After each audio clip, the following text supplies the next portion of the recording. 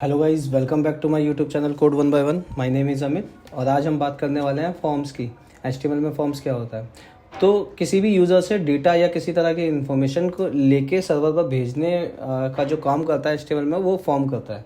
ठीक है, तो फॉर्म को किस तरीके से यूज़ किया जाता है वो आज हम देखेंगे। और बाकी जो सर्वर पर भेजने वाला काम है वो हम जावास्क्रिप्ट की वीडियो में देख लेंगे जब हम जावास्क्रिप्ट की वीडियो पर काम करेंगे। तो चलिए जल्दी से देखते हैं फॉर्म किस तरीके से हम यूज़ करते हैं। ठीक है, तो उसके लिए सबसे पहले मैं अपने विजुअल स्टूडियो कोड में आ जाता हूँ। ठीक है, इसके अंदर मैंने एक form.html करके एक HTML फाइल बना रखी है। अगर मैं इसको लाइव सर्वर पे चला के देखूँ तो आप देखेंगे, यहाँ पे दिखेगा आपको, ये चल रहा है हमारा। अब इसके अंदर सबसे पहले फॉर्म लिखते हैं। ठीक है, और इसके अंदर हमारा सबसे पहला जो एट्रीब्यूट होता है वो होता है एक्शन। एक्शन क्या होता है, इसके अंदर हम उस फाइल का URL डालते हैं जहाँ पर हमें डेटा सबमिट करना होता है। ठीक है, तो यहाँ पे उस फाइल का URL होता है या फिर, ठीक है, इसके अलावा मेथड एट्रीब्यूट होता है। एक मेथड के अंदर गेट या पोस्ट, दो तरह की वैल्यूज डाली जा सकती है। ठीक है, पोस्ट वैल्यू आप देखेंगे मोस्टली फॉर्म्स में पोस्ट मेथड ही यूज़ होगा, और इसको हम चाहे आप देखेंगे कैप्स बहुत जगह पर कैपिटल लेटर में लिखा होता है, तो आप कैसे भी लिख सकते हैं, कैपिटल लेटर में या फिर स्मॉल लेटर में। तो पोस्ट मेथड का यूज़ इसलिए होता है ताकि सर्वर पर जो भी डेटा जा रहा है वो इनक्रिप्ट फॉर्म में जाए। ठीक है, एंड जब भी हम इसको गेट कर देते हैं तो आप देखेंगे, मैं आपको दिखा देता हूँ स्क्रीन पर। मैंने ये गूगल खोला, ठीक है, और गूगल खोल के मैंने यहाँ पे लिख दिया like HTML form in MDN। ठीक है, अब आप देखेंगे कि जो भी मैंने सर्च फॉर्म में, हाँ जी, तो ये भी एक फॉर्म है।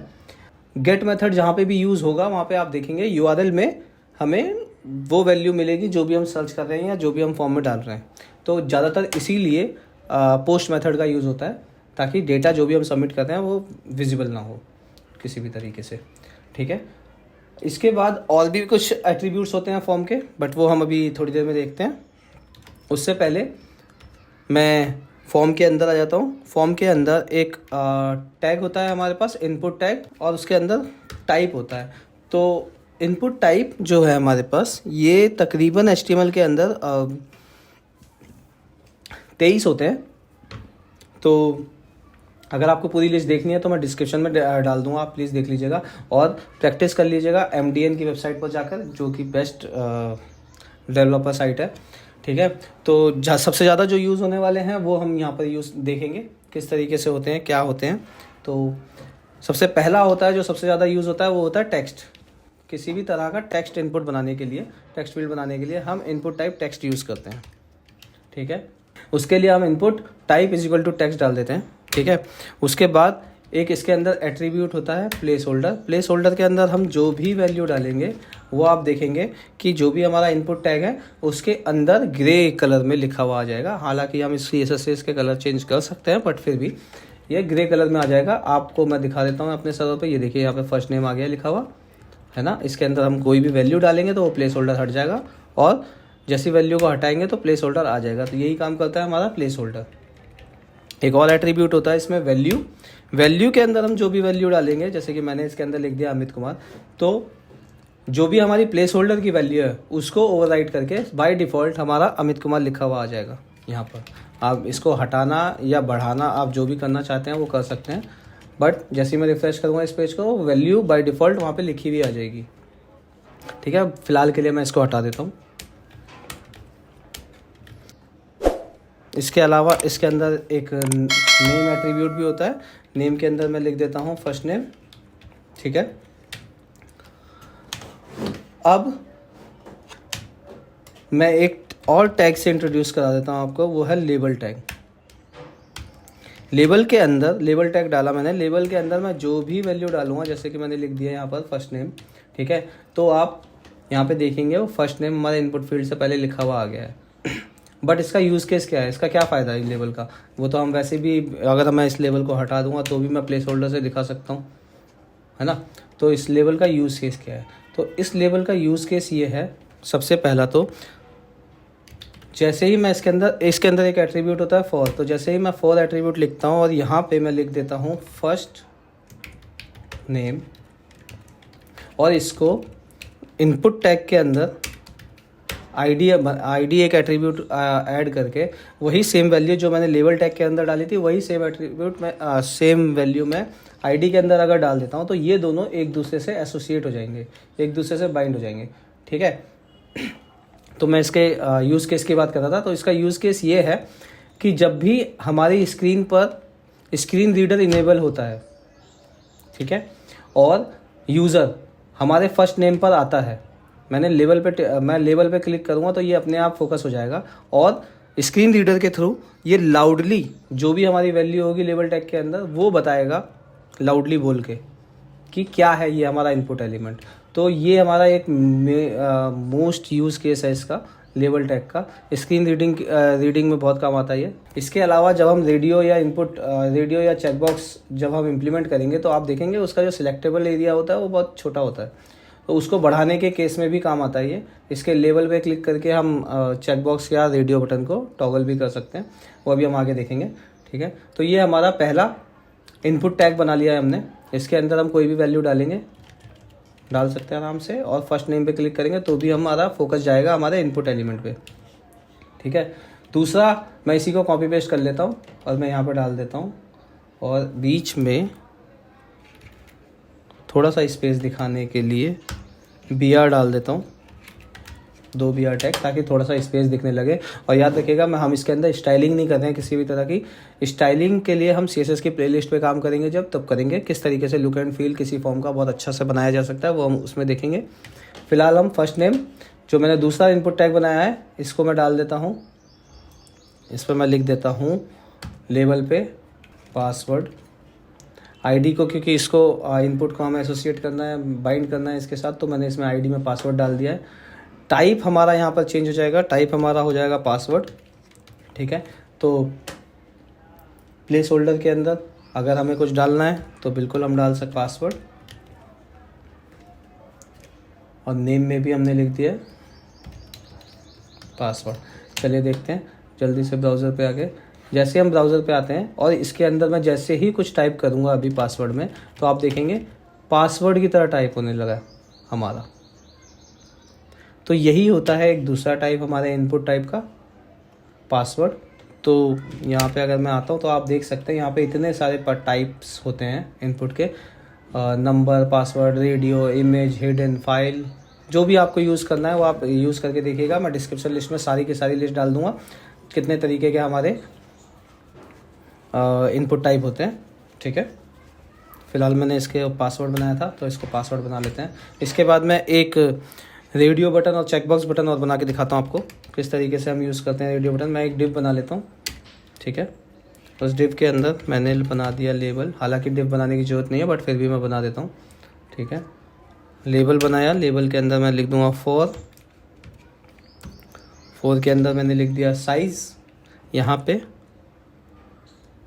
मैं लिख देता हूँ स्मॉल, और एक और इनपुट टाइप बनाया। इनपुट टाइप के अंदर मैंने लिख दिया इस बार रेडियो, ताकि क्योंकि हमें रेडियो बटन बनाना है तो इसलिए हमने यहाँ पे लिख दिया रेडियो। इसको बंद कर लेते हैं और इसका एक नाम दे देते हैं, जैसे कि मैंने दे दिया साइजेस, साइजेस नहीं साइज, या इसका नाम देना है हमें स्मॉल। ठीक है, और इस तरीके से हम 3 बना लेते हैं, स्मॉल, मीडियम, लार्ज करके। तो स्मॉल, मीडियम, लार्ज। तीसरे वाले का नाम मैं डाल देता हूँ, दूसरे वाले का नाम मैं डाल देता हूँ मीडियम, ये मैंने यहाँ पे लिख दिया मीडियम। थर्ड वन का मैं लिख देता हूँ लार्ज, और ये ही मैंने नीचे लार्ज कर दिया। हालांकि अभी तक मैंने एसोसिएट नहीं किया तो मैं इसको एसोसिएट भी कर देता हूँ, साइज़। ठीक है, साइज़ 1,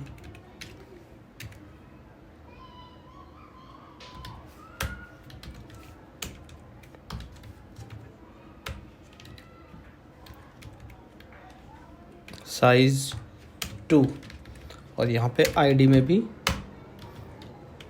साइज़ 2। अब ब्राउज़र पे चलते हैं जल्दी से सेव करके। अब आप देखेंगे मैं थोड़ा सा स्पेस और डाल देता हूँ ताकि हमें क्लियर विजिबल हो चीज़ें। मैंने यहाँ पर मैंने थोड़ा सा स्पेस डाल दिया, ठीक है। अब आप देखेंगे ये जो हमारे रेडियो बटन है, मैं लेबल पे भी क्लिक कर रहा हूँ तो भी चेक हो रहे हैं।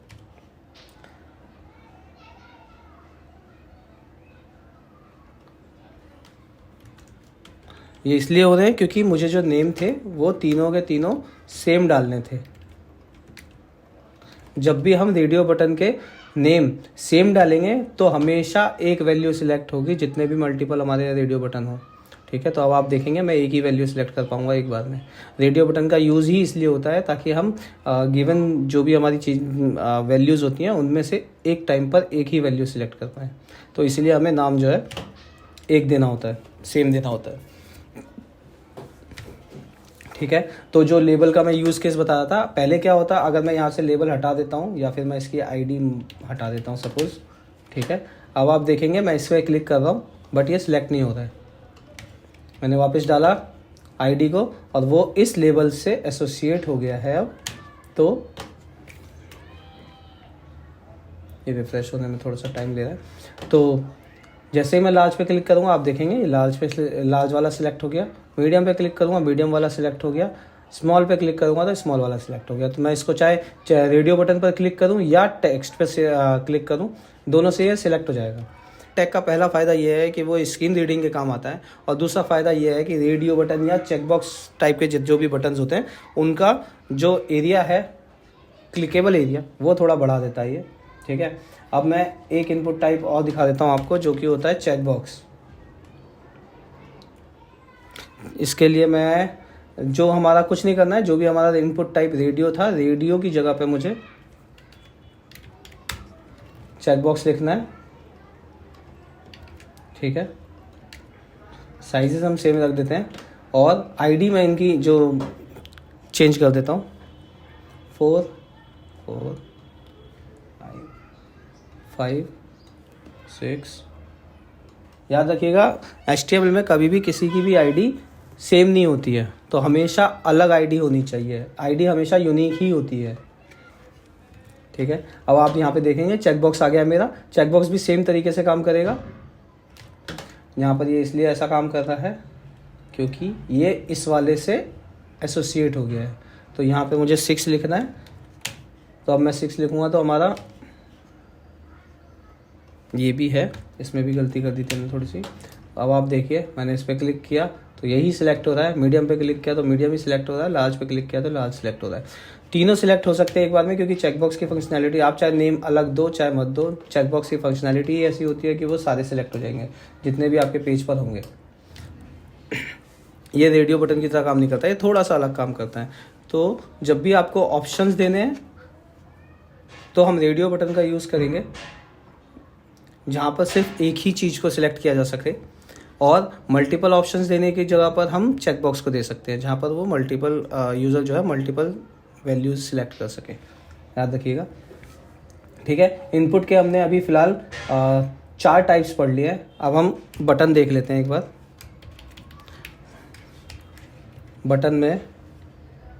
बटन के भी कुछ टाइप्स होते हैं। बटन पे मैंने लिखा टाइप, ठीक है। तो आप यहाँ पे देख सकते हैं, हम नॉर्मल बटन लिख देंगे तो बटन की तरफ चलने लगेगा, ठीक है। इसके अलावा रीसेट, सबमिट, डिसेबल, मेन्यू, ये बटन्स होते हैं हमारे पास कुछ।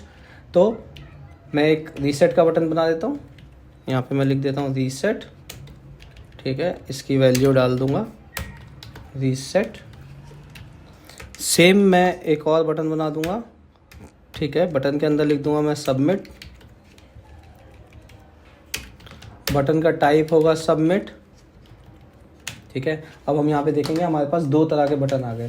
सबमिट पे ही क्लिक करके हम फॉर्म को सबमिट करा सकते हैं। याद रखिएगा URL यहाँ पर URL इसलिए आ गया क्योंकि मैंने फॉर्म के अंदर जो एक्शन था उसके अंदर मैंने URL लिखा हुआ है। मैंने आपको बताया था वीडियो के स्टार्टिंग में, एक्शन के अंदर URL, ये जो URL है यहाँ पर उस फाइल का URL आता है जहाँ पर हमें डेटा सबमिट कराना होता है, ठीक है। इसी वजह से अभी क्योंकि मैंने URL लिख दिया इसलिए वो URL लिखा हुआ आ गया। वापस बैक करके ले आता हूँ यहाँ पर, ठीक है। अब हम देख लेते हैं रीसेट बटन क्या काम करता है। तो रीसेट बटन के काम करने के लिए सबसे पहले मैं यहाँ पे आपको दिखा देता हूँ। जैसे सपोज़ मैंने यहाँ पे लिख दिया अमित कुमार, ठीक है। तो आप देखेंगे यहाँ पे अमित कुमार लिखा हुआ आ गया। अब मैं रीसेट पे क्लिक करूँगा तो ये कुछ भी काम नहीं कर रहा है, बट मैंने कुछ भी टाइप किया और फिर मैं रीसेट करता हूँ तो आप देखेंगे बाय डिफ़ॉल्ट जो हमारा फॉर्म था जब लोड हुआ था, जिस कंडीशन में हमारा फॉर्म था, रीसेट के क्लिक पे वही फॉर्म हो गया है। तो रीसेट बटन हमारा यही काम करता है, फॉर्म को रीसेट करता है। जो भी हमारी पहली लोडिंग के टाइम पर जो भी हमारी कंडीशन थी फॉर्म की, जो भी सिचुएशन थी फॉर्म की, जो जिस तरीके से फॉर्म हमारा लोड हुआ है उसी सिचुएशन में, उसी कंडीशन में हमारा फॉर्म आ जाता है वापस। मैं यहाँ पे कुछ भी लिख देता हूँ, देखिए आप, या फिर वो वैल्यू हटा देता हूँ और मैं रीसेट करता हूँ तो वो वापस आ जाएगी। सिर्फ ये उसी के साथ नहीं, किसी के भी साथ मैंने कुछ भी वैल्यू सिलेक्ट करी हुई है सपोज़, ठीक है, यहाँ पे मैंने कुछ भी लिखा हुआ है और जैसे ही मैं रीसेट करूँगा आप देखेंगे सारी की सारी वैल्यू वैसी आ गई। यहाँ पे अमित कुमार इसलिए लिखा हुआ आया क्योंकि मैंने यहाँ पर वैल्यू में अमित कुमार लिख दिया था। मैं इसको हटा दूँगा और तब अगर हम रीसेट करेंगे तो हमारा अमित कुमार भी हट जाएगा। यहाँ पर मैंने यहाँ पे कुछ लिखा, ये देखिए, सबमिट किया, लार्ज, रीसेट किया, सारा का सारा हट गया डेटा, और सबमिट करूँगा तो वो सारा का सारा डेटा सबमिट पे चला जाएगा। अब कुछ और फॉर्म के एट्रीब्यूट्स को भी देख लेते हैं, ठीक है। जैसे कि ऑटो कंप्लीट होता है, जैसे ही हम ऑटो कंप्लीट को ऑन करते हैं और ब्राउज़र पर आते हैं और इसमें मैं कुछ भी टाइप करूँगा तो वो ऑटो सजेस्ट करने लगता है हमें चीज़ें, ठीक है। तो इस काम आता है हमारा ऑटो कंप्लीट। बाय डिफ़ॉल्ट ये ऑफ ही रहता है, ठीक है। इसके अलावा अगर आप देखेंगे तो इसके अंदर होता है एक एक्सेप्ट कैर सेट। एक्सेप्ट कैर सेट का मतलब ये होता है कि ये किस तरह के वैल्यू को जो है एक्सेप्ट करेगा, किस तरह के लैंग्वेज को एक्सेप्ट करेगा। आप स्पेनिश लिखना चाहते हो, मतलब जो भी आप डालना चाहो आप यहाँ पे डाल सकते हो। ज़्यादातर ये UTF-8 होता है, ठीक है। इसके अलावा जो पुराने एट्रीब्यूट्स हैं, कुछ ओल्ड एट्रीब्यूट्स हैं, उसके में से मैं अगर आपको बताऊं तो एक एट्रीब्यूट होता है हमारा नो वैलिडेट। अगर हम इस फॉर्म में नो वैलिडेट लिख देते हैं तो इसका मतलब ये है कि आप सबमिट करो फॉर्म को, वैलिडेशन की कोई रिक्वायरमेंट नहीं है, ये सीधा सबमिट हो जाएगा, ठीक है। तो इस तरह के कुछ एट्रीब्यूट्स और होते हैं। आप इन सारी चीज़ों को MDN की वेबसाइट पर ज़रूर जाके देखिएगा, ठीक है। किस तरीके से मैं एक बार ओपन करके दिखा देता हूँ आपको।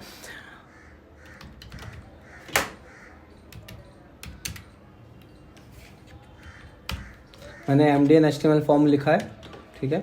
आप यहाँ पे देखेंगे फॉर्म में इनपुट के कितने टाइप्स होते हैं, क्या क्या चीज़ें होती हैं, सारी चीज़ें आपको यहाँ पे मिलेगी। हम किस तरीके से क्या क्या चीज़ों को यूज़ कर सकते हैं। यहाँ पे मैंने इनपुट पे अगर आप क्लिक किया तो आप देखेंगे यहाँ पे ये इतने टाइप्स के हमारे इनपुट होते हैं। कौन सा इनपुट किस लिए यूज़ होता है, कैलेंडर, टाइप्स, रेडियो, रेंज, ठीक है। आज की इस वीडियो के लिए इतना ही। अगर आपको मेरी वीडियो अच्छी लगी हो तो प्लीज़ लाइक कीजिएगा, चैनल को सब्सक्राइब कीजिएगा और जिन लोगों को भी HTML सीखना है उन लोगों को शेयर जरूर कीजिएगा। धन्यवाद, थैंक्स फॉर वॉचिंग।